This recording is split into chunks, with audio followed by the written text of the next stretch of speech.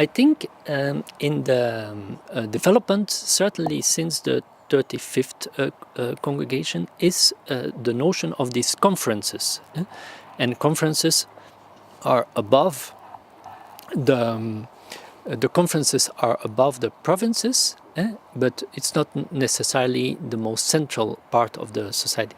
Why do I say the conferences?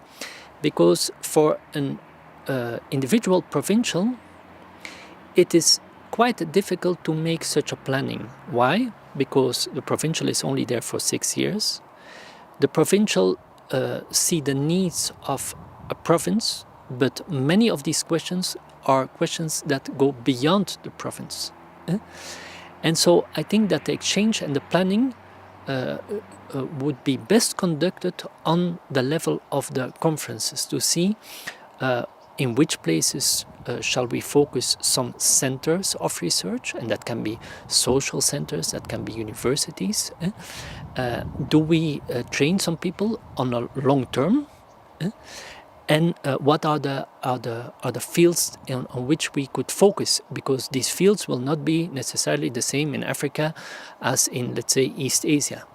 At the same time, I think we always have to be open for the unexpected, because we fortunately often get some young people who want to join the society with already some formation and with already research focus that is not necessarily our focus.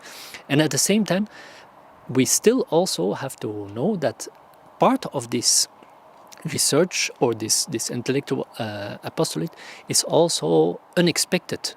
And what I learned a lot from Chinese philosophy is to look at the complexities of things. It's not always or this or that, but it's this, but maybe also the other side. And if you say the other side, it can be still another side. And if it is another side, it's another complexity. And so we are faced with uncertainties and complexities that make us or put us in imbalance. We are out of balance. And linked to that is the notion of, I would say, void, or the space in between, or the in-betweenness. And I will reformulate it in another way. One Chinese philosopher says that, and that's Zhuangzi, and that's 300, 400 BC.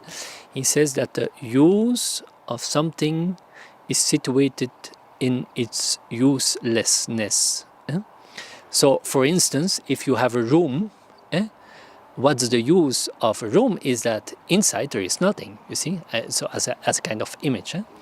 And I think that this is, for me at least, is very inspiring, because to put it in another way and make the link with the society and even with the church, we are always looking for where we can be useful.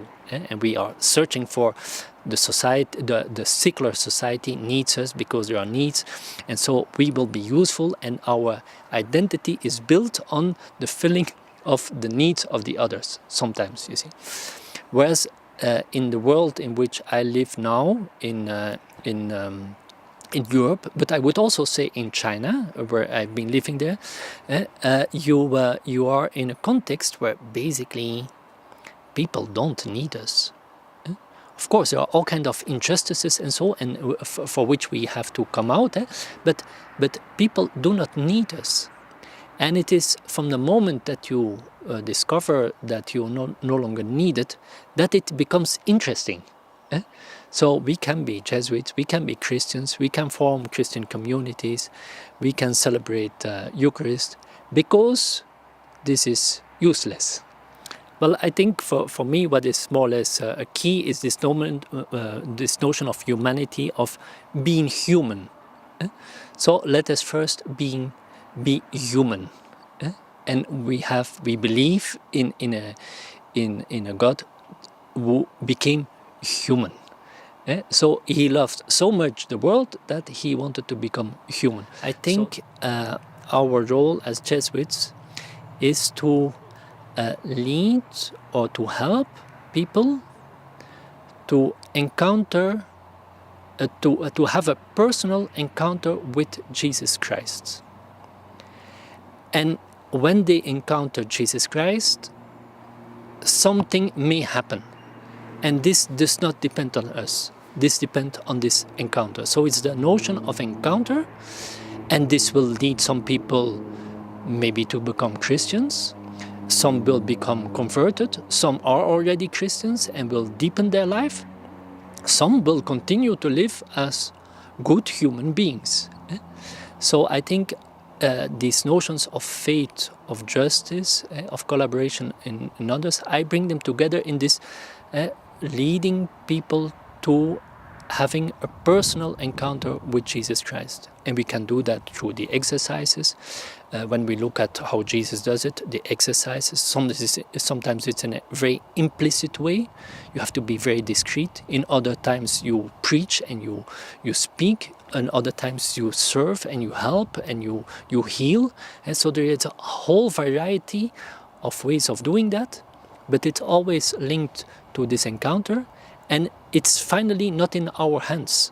Because what is the result of this encounter? Well, that's the encounter itself.